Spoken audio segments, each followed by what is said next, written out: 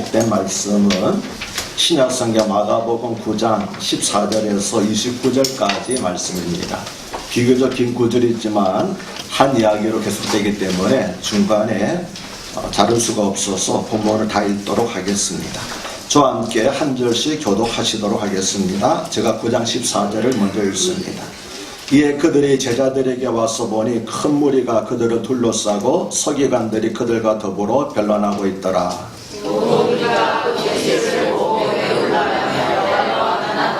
예수께서 물으시되 너희가 무엇을 그들과 변론하느냐? 우리 중에 하나가 대답하되 선생님 말씀하게 귀신을 내라 선생님에게 변론하느냐. 귀신이 어디서든지 그를 잡으면 거꾸러져 거품을 흘리며 이를 갈며 그리고 파리해지는지라. 내가 선생님의 제자들에게 내쫓아달라 하였으나 그들이 능히 하지 못하더이다.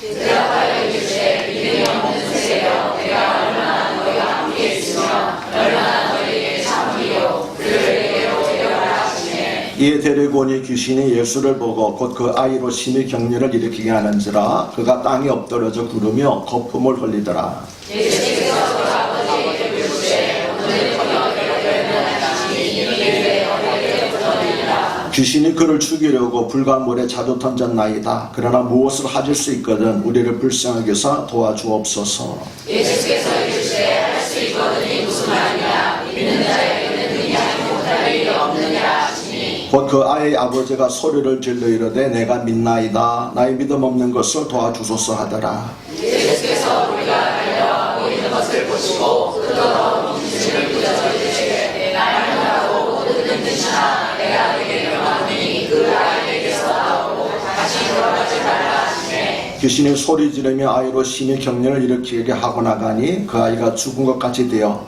많은 사람이 말하기를 죽었다 하나. 예수께서 그 손을 잡아 일으키시니 이에 일어났습니다. 집에 들어가시며 제자들이 조용히 묻자우되 우리는 어찌하여 능히 그 귀신을 쫓아내지 못하였나이까. 이르시되 기도에 다른 곳으로는 이런 종류가 나갈 수 없느니라 하시니라.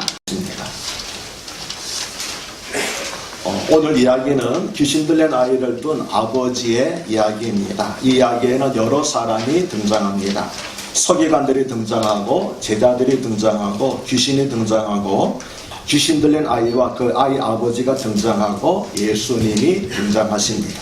누구를 주인공으로 하든 흥미진진한 이야기인데 저는 귀신 들린 아이의 아버지를 주인공으로 하여 이 이야기를 전개하려고 합니다. 이 사건은 예수님과 베드로, 야고보, 요한 세 제자가 변화산에서 내려왔을 때 일어났습니다. 그들이 산 아래에서 기다리고 있던 제자들에게 다가갔을 때 큰 무리가 그들을 둘러싸고 있었습니다. 14절은 제자들이 서기관들과 변론을 하고 있었다고 기록합니다. 그러니까 큰 무리는 제자들과 서기관들 사이에 벌어진 변론을 지켜보는 구경꾼들이었습니다. 예수님은 제자들에게 너희가 어떤 문제로 서기관들과 변론하고 있느냐고 물으셨습니다. 그런데 제자들 가운데 아무도 대답을 하지 않았습니다. 창피했기 때문입니다. 무엇이 창피했습니까? 한 남자가 귀신 들린 아이를 데리고 왔는데 제자들이 아무리 애를 써도 귀신을 쫓아내지 못했기 때문입니다. 그렇다면 아무도 서기관들은 그것 봐라. 너희 선생인 예수는 우리가 말한 것처럼 귀신의 왕이 힘을 빌어서 귀신을 쫓아낸 것이라고 제자들을 공격했고 제자들은 뭐라고 대꾸할 수가 없어서 쩔쩔매고 있었던 것 같습니다. 그러자 귀신 들린 아이 아버지가 나서서 자초지종을 설명했습니다. 17절과 18절입니다. 선생님 말 못하게 귀신 들린 내 아들을 선생님께 데려왔나이다. 귀신이 어디서든지 그를 잡으면 거꾸러져 거품을 흘리며 이를 갈며 그리고 파래지는지라. 내가 선생님의 제자들에게 내쫓아달라고 했으나 그들이 능히 하지 못하더이다. 어쩌면 아이 아버지는 한숨을 내쉬면서 안타깝고 원망스럽다는 듯이 말했을 것입니다. 그리고 그 말을 들은 제자들은 더욱 창피하여 어쩔 줄을 몰랐을 것입니다. 그러자 아이 아버지의 말을 들은 예수님은 믿음이 없는 세대여 내가 얼마나 너희와 함께 있으며 얼마나 너희에게 참으리요 그를 내게로 데려오라고 말씀하셨습니다. 예수님의 말씀 속에 안타까움이 가득 묻어있는 것을 느낄 수 있습니다. 예수님은 이제 얼마 후면은 예루살렘에 올라가서 십자가에 못 박혀 죽으실 것입니다. 그런데 한심한 제자들은 아직까지도 귀신 하나도 제대로 쫓아내지 못하고 있는 것입니다. 여기서 잠깐 성경에 말하는 귀신에 대해서 설명할 필요가 있습니다. 성경에 말하는 귀신은 타락한 천사들로서 악한 영입니다. 그런데 100여 년 전에 처음 성경을 우리말로 번역할 때 그 당시 사람들이 이해하기 쉽도록 귀신이라고 번역했습니다. 그래서 지금도 많은 사람들이 타락한 천사들인 귀신을 전설의 고향에 나오는 귀신과 같은 존재로 오해하고 있습니다. 즉 원한을 품고 죽은 사람의 혼백이 귀신이라는 것입니다. 그러나 성경에 말하는 귀신은 하얀 서복을 입고 긴 머리를 포로헤치고 충을의 눈에서는 피가 흘러내리는 그런 귀신이 아닙니다. 성경에 말하는 귀신은 사람의 눈에는 보이지 않는 악한 영입니다. 아이 아버지는 귀신이 어디서든지 그를 잡으면 거꾸러져 거품을 흘리며 이를 갈며 그리고 파래해진다고 하였습니다. 세번역 성경은 이 구절을 어디서나 귀신이 아이를 사로잡으면 아이를 거꾸로 때립니다. 그러면 아이는 거품을 흘리며 이를 갈며 몸이 뻣뻣해집니다라고 번역했습니다. 얼핏 보면 간질과 비슷한 증상이지만 간질과는 전혀 다릅니다. 왜냐하면 22절에서 아이 아버지가 귀신이 그를 죽이려고 불과 물에 자주 던졌나이다라고 말했는데 간질에는 이런 증상이 없기 때문입니다. 귀신이 하는 일은 인간의 몸과 마음을 파괴하는 것입니다. 귀신은 사람의 몸에도 들어가고 짐승의 몸에도 들어가지만 특히 사람의 몸에 들어가서 공격합니다. 그 이유는 하나님께서 많은 피조물들 가운데 유일하게 사람을 하나님의 형상으로 만드셨기 때문입니다. 그래서 사람을 질투하고 미워하는 것입니다. 게다가 귀신들은 그들의 우두머리인 사탄과 함께 하나님에게 반역을 꾀하다가 하늘에서 쫓겨난 타락한 천사들입니다. 그래서 하나님께서 사랑하시는 인간을 철저히 파멸시키려고 합니다. 하나님에 대한 증오가 하나님이 사랑하시는 인간에 대한 증오로 나타난 것입니다. 그런데 천사들이 그렇듯이 귀신들도 뛰어난 능력과 강력한 힘을 가지고 있습니다. 귀신은 사람의 몸에 마음대로 드나들 수 있고 인간의 마음과 정신을 지배하기도 합니다. 그리고 귀신 들린 아이의 경우처럼 불과 물에 던지기도 합니다. 이것은 물론 직접 사람을 집어 던진다는 것이 아니라 정신 착란을 일으켜서 불과 물에 뛰어들게 하는 것을 그렇게 표현한 것입니다. 예전에는 실제로 귀신이 이런 일을 많이 했습니다. 지금도 미개한 나라 가면은 이런 일들을 많이 하고 있습니다. 그래서 사람들에게 공포감을 심어주어서 귀신을 섬기도록 했습니다. 귀신을 섬기지 않으면 해코지를 당한다고 생각하게 한 것입니다. 이런 두려움은 요즘도 조상신에게 제사를 지내지 않으면 어려운 일을 당한다는 미신적인 생각으로 남아 있습니다. 그런데 요즘은 귀신이 전략을 바꾸었습니다. 두려움을 주는 폭력적인 행동 대신 성적으로 물러나게 하거나 술이나 마약이나 도박 등 중독에 빠지게 합니다. 즉 도덕적이고 윤리적으로 타락하게 만듭니다. 귀신이 이렇게 하는 목적은 하나입니다. 정신적으로 황폐하게 하여서 하나님과 멀어지게 하고 결국 예수님을 믿지 못하게 하는 것입니다. 사람들이 귀신 들린 아이를 예수님께 데리고 오자 귀신이 예수님을 보고 곧 그 아이가 심한 경련을 일으키도록 했습니다. 아이는 땅에 엎드러져 구르며 입에서 거품을 흘렸습니다. 아이의 아버지 얼굴은 다시 두려움으로 창백해졌고 주위의 사람들은 웅성거리기 시작했습니다. 여기서 우리가 알아야 할 중요한 사실이 하나 있습니다. 귀신은 그동안 자신의 지배에 걷던 사람을 결코 순순히 내어주지 않는다는 것입니다. 귀신은 사람들이 예수님께 나가지 못하도록 온갖 방해 공작을 합니다. 가위에 눌리기도 하고 갑자기 아프거나 어려운 일이 생기기도 합니다. 그것은 이상한 것이 아니라 당연한 것입니다. 불량배들이 그 패거리에서 빠져나오려는 사람을 순순히 놓아주지 않는 것과 같습니다. 그러므로 믿음으로 이 단계를 극복해야만 하는데 혼자서는 힘들기 때문에 주변에 있는 사람들이 도와줘야 합니다. 아이가 심하게 경련을 일으키는 것을 보고 예수님께서 아이 아버지에게 물으셨습니다. 언제부터 이렇게 되었습니까? 아이 아버지는 어릴 때부터입니다라고 대답했습니다. 예수님께서는 몰라서 물으신 것이 아닙니다. 이 아이의 이러한 상태가 아주 오래된 것이며 대단히 심각한 것이라는 사실을 거기 모인 사람들이 알 수 있도록 그렇게 물으신 것이었습니다. 그러나 주님에게는 못 고칠 질병이 없습니다. 아무리 오래된 병이라도 다 고쳐주시는 줄로 믿습니다. 아멘이십니까? 아이 아버지는 눈물을 흘리면서 계속 말했습니다. 몹쓸 귀신이 이 아이를 죽이려고 불가물에 자주 던졌습니다. 아무리 말리려고 했었지만 소용이 없었습니다. 아이의 힘이 얼마나 센지 제가 당해낼 수가 없었습니다. 아이를 뒤따라가서 불과 물속에서 아이를 건져올 때마다 아이를 부둥켜 안고 얼마나 울었는지 모릅니다. 제가 많아서 이 아이가 귀신 들린 것 같아서 너무 괴로웠습니다. 차라리 이 아이와 함께 죽어버릴 생각도 여러 번 했습니다. 하지만 남은 가족 때문에 죽을 수도 없었습니다. 그러나 선생님, 무엇을 하실 수 있거든 부디 우리 부자를 불쌍히 여기셔서 도와주시옵소서. 그 말을 들으신 예수님의 눈에도 눈물이 맺혔습니다. 주님은 우리의 연약함을 아시고 우리를 불쌍히 여기시는 대제사장이시기 때문입니다. 예수님께서 아이 아버지에게 말씀하셨습니다. 할 수 있거든이 무슨 말이요? 믿는 자에게는 능히 하지 못할 일이 없습니다. 저는 이전에 이야기를 읽을 때는 예수님께서 아이 아버지를 책망하신 것으로 이해했습니다. 그러나 이번에 귀신 들린 아이의 아버지 입장에서 다시 이야기를 읽으면서 그렇지 않다는 것을 깨달았습니다. 예수님은 귀신 들린 아이의 아버지를 책망하신 것이 결코 아니었습니다. 인자하시고 긍휼히 말하신 우리 주님께서는 귀신 들린 아이 아버지를 믿음으로 격려하신 것이었습니다. 내가 이 아이를 고쳐주리다. 그러니 나를 믿으시오. 나를 믿는 사람에게는 능히 하지 못할 일이 없습니다. 예수님은 이렇게 말씀하신 것이었습니다.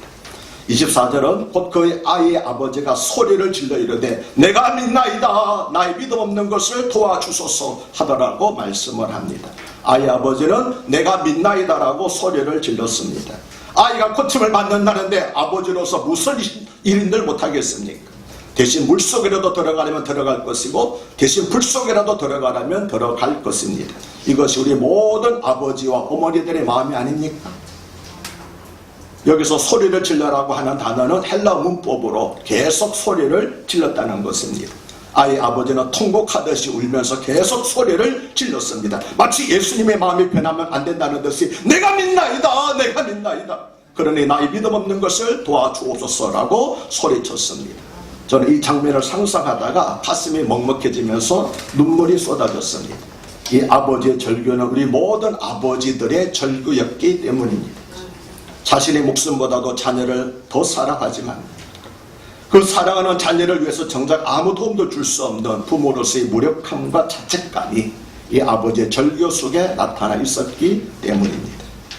아이 아버지가 울면서 크게 소리를 지르는 것을 보고 무슨 일인가요? 사람들이 몰려왔습니다. 사람들이 몰려드는 것을 보고 잠시 기다리셨던 예수님은 아이에게 들어간 더러운 귀신을 향해서 모든 사람이 듣도록 큰 소리로 꾸짖었습니다. 예수님은 분노의 찬 음성으로 단호하게 귀신에게 명령을 하셨습니다. 말 못하게 하고 듣지 못하게 하는 귀신아, 내가 너에게 명하노니 그 아이에게서 나오고 다시 들어가지 말라. 26절은 귀신이 소리 지르며 아이로 심히 격려를 일으키게 하고 나갔다고 기록합니다. 이처럼 예수님은 인간을 파괴하려는 마귀의 일을 멸하려고 오신 분이십니다. 그런데 예수님은 단지 단호하게 명령하셨을 뿐입니다. 그러나 그 명령은 어릴 때부터 아이를 지배하고 있던 귀신을 쫓아내기에 충분했습니다.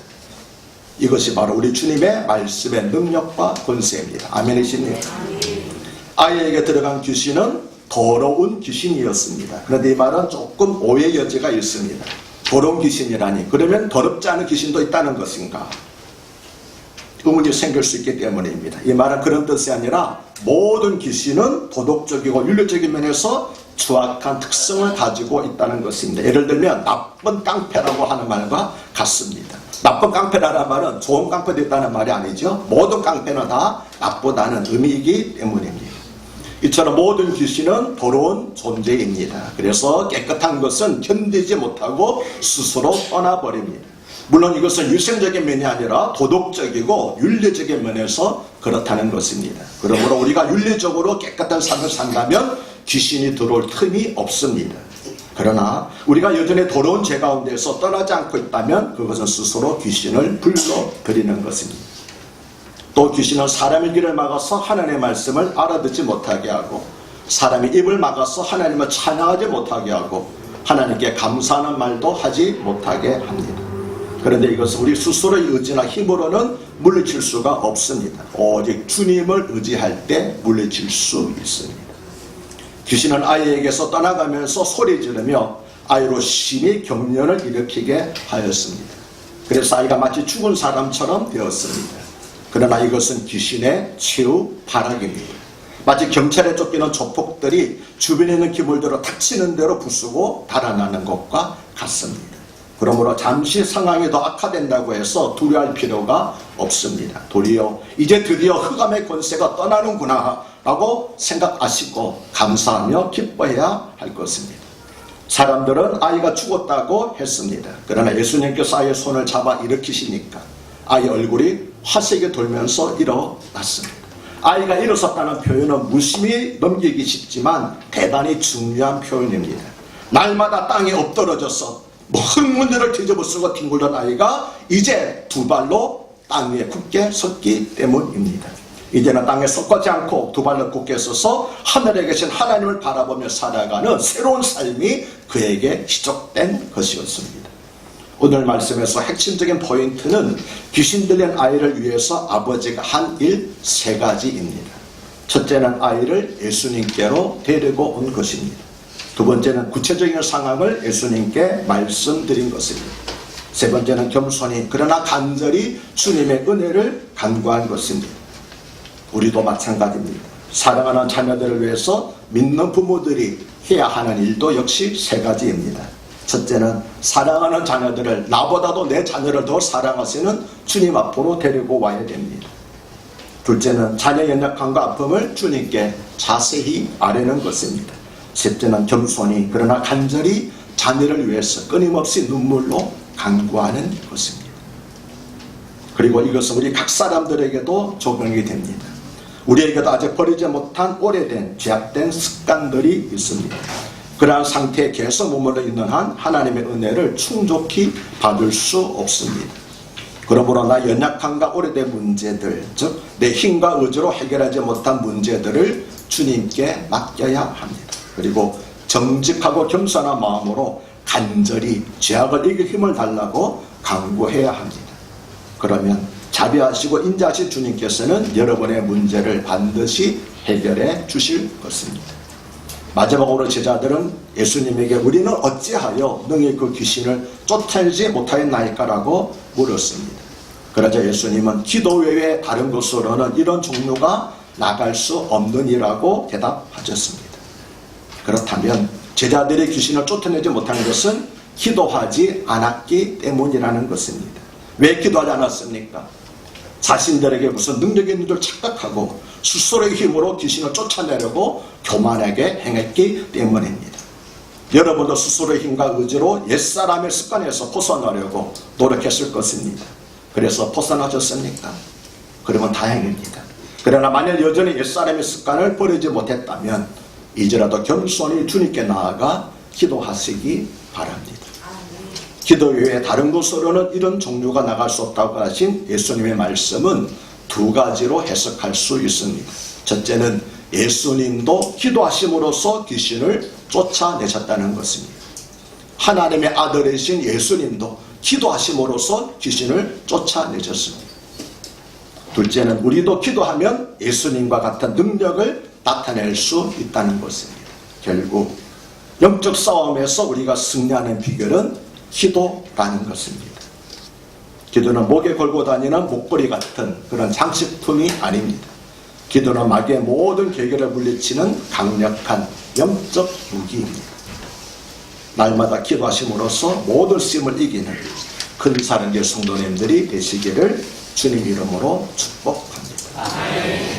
할렐루야. 하나님 아버지, 오늘 말씀을 통하여서 우리들의 삶도 날마다 땅에 엎드려져서 흙먼지를 뒤집어쓰고 뒹굴었던 그런 아이와 같았음을 고백을 합니다.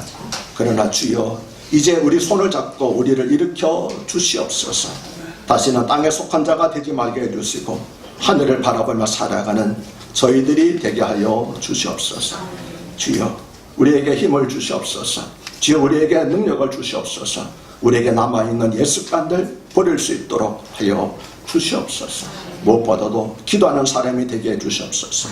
기도로 말미암아 우리도 능력받아서 예수님처럼 귀신을 쫓아내게 하여 주시고 모든 영적 싸움에서 승리하게 하여 주시옵소서. 할 수 있거든이 무슨 말입니까? 믿는 자에게는 능히 하지 못할 일이 없습니다 라고 말씀하신 예수님 말씀 우리도 믿습니다. 주여 간절히 바라고 있는 것은 이 시간 모두 믿는 자에게 주의 능력이 나타나게 하여 주시옵소서. 이 시간 병상에 누워서 주여 나를 고쳐 주시옵소서, 나를 살려 주시옵소서 간절히 기도하고 있을 김교수 사모님 주여 그 기도가 주님 앞에 상달되게 하여 주시옵소서. 오늘도 암수술 받고 난 다음에 하나님 요양하고 있는 우리 김성인 권사님에게도 하나님 역사해 주셔서 암이 전이되지 말게 해주시고 깨끗이 나온 놀라운 역사가 있게 하여 주시옵소서. 이 시간에 하나님 대상포진으로 고통받고 있는 강기신 권사에게 역사해 주셔서 모든 질병이 떠나가게 하옵시고 이 모습 저 모습으로 살아가고 있는 약간 모든 지체들도 치료해 주시기를 바라고 소원합니다. 고객 권사도 위로하여 주시고 고쳐주시옵소서. 잠을 자지 못해서 불면증으로 시달리며 내가 하나님 앞에 새벽 재단을 쌓아야 되는데 그러지 못했다.